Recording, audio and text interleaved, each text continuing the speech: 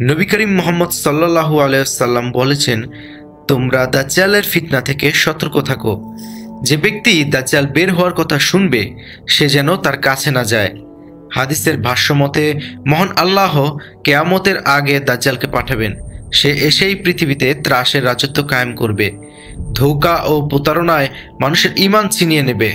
তার ভয়াবহ ফিতনা সম্পর্কে রাসূল সাল্লাল্লাহু আলাইহি সাল্লাম বলেন, আদম আলাইহিস সালাম থেকে কিয়ামত কায়েম হওয়া পর্যন্ত দাজ্জালের ফিতনার চেয়ে কোনো ফিতনা বড় নয়। দাজ্জাল ইসলামের ভাষায় একজন মহাপ্রতারক। সে হবে এক চরম বিভ্রান্তিকর প্রতীক। আল্লাহর দেয়া কিছু বিশেষ শক্তি তার মধ্যে থাকবে। সে বৃষ্টির আদেশ দিতে পারবে, মাটিকে উর্বর করতে পারবে, এমনকি মৃতকে জীবিত করার মতো ভেলকি দেখাতে পারবে।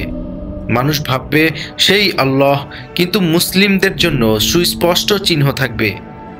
যারা প্রকৃত ঈমানদার মুসলিমগণ তারাই দেখতে পাবেন তার এক চোখ অন্ধ এবং তার কপালে লেখা থাকবে কাফের।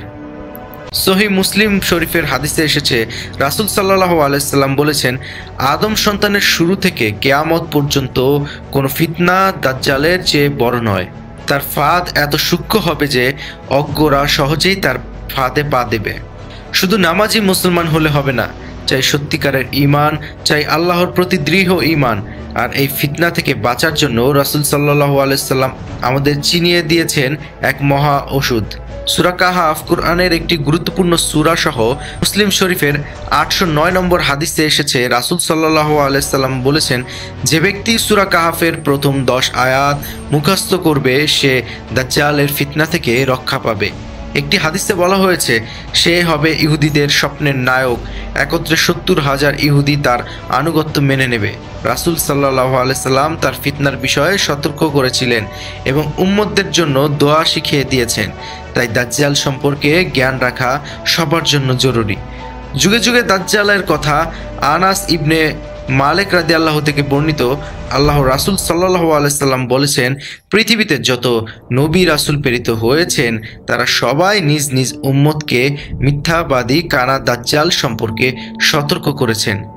দাজ্জাল কানাই হবে, আর তোমাদের রব অবশ্যই কানা নন। দাজ্জালের দুই চোখের মাঝখানে লেখা থাকবে কাফিরুন। বুখারী শরীফ হাদিস নম্বর 6598। দাজ্জালের গঠন আকৃতি ইবনে ওমর রাদিয়াল্লাহু থেকে বর্ণিত।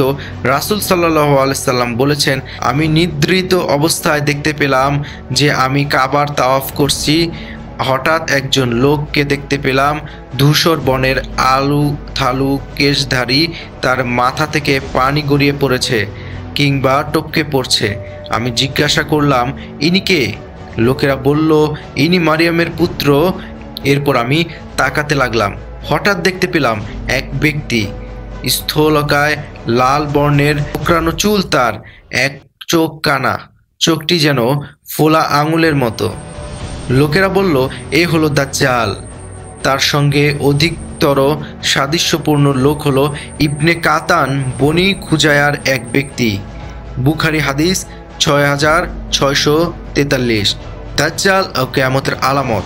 হুযাইফা ইবনে আসিদ আল গিফারি রাদিয়াল্লাহু বলেন, একদা আমরা আলোচনা করছিলাম, এমতো অবস্থায় রাসূল সাল্লাল্লাহু আলাইহি সাল্লাম আমাদের কাছে আসলেন এবং জিজ্ঞাসা করলেন, তোমরা কি নিয়ে আলোচনা করছো? তারা বললেন, আমরা কিয়ামত সম্পর্কে আলোচনা করছি। তখন তিনি বলেন, কিয়ামত কায়েম হবে না যতক্ষণ না তোমরা 10টি বিশেষ নিদর্শন দেখবে।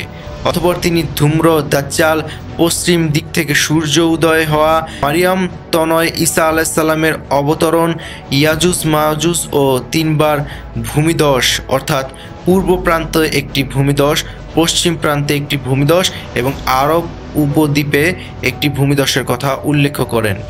এই নিদর্শনগুলোর পর এক আগুন প্রকাশিত হবে ইয়েমেন থেকে এবং মানুষকে তাড়িয়ে হাসরের ময়দানের দিকে নিয়ে যাবে। মুসলিম হাদিস 7021। দাজ্জালের ভয় ও মানুষের পলায়ন। উম্মে শারিক রাদিয়াল্লাহু বলেন, আমি নবীজি সাল্লাল্লাহু আলাইহি সাল্লামকে বলতে শুনেছি যে লোকেরা দাজ্জালের ভয়ে পাহাড়ে পালিয়ে যাবে। এ কথা শুনে উম্মে শারিক রাদিয়াল্লাহু বলেন, হে আল্লাহর রাসূল, সেদিন আরবের লোকেরা কোথায় থাকবে? জবাবে তিনি বলেন, তখন তারা সংখ্যায় কম হবে। মুসলিম হাদিস 7126। আল্লাহ তাআলা আমাদের সকলকে দাজ্জালের ফিতনা থেকে রক্ষা করুক। দাজ্জাল সম্পর্কে আরও বিস্তারিত পরবর্তী ভিডিওতে আলোচনা করা হবে। আর তাই ইসলাম আওয়ার লাইফ আমাদের এই চ্যানেলটি সাবস্ক্রাইব করুন। ইসলামিক আরও সকল ভিডিও পেতে অবশ্যই পাশে থাকুন।